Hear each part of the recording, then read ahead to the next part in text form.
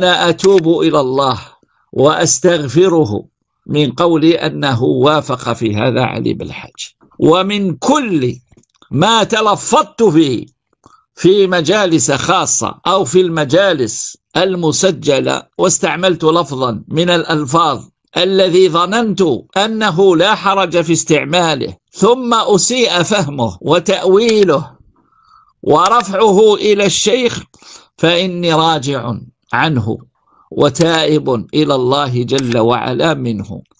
وهذا لا أفعله لا تزلفا لشيخي، حاشاه أن يقبل تزلف المتزلفين، ولا أفعله إرضاء لزيد أو عمر أو للجماعة الفلانية، والله لا يهمونني أبدا.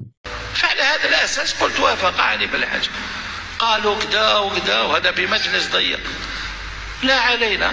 قلت أنا إذا أخطأت في هذه المسألة فأنا تائب، إذا الشيخ فهم من هذا أني طعنت فيه فأنا تائب. قال لك هذه ما هيش توبة، والتوبة تحتاج إلى توبة أخرى، هذا ما هوش توبة. كيفاش ما هوش توبة يا عباد الله؟ أنا ما زلت مقتنع ومعتقد أن هذا وافق هذا، أحببتم أم كرهتم. قلت باللي ما يليقش الشيخ وكذا، وهذا الكلام هذا اللي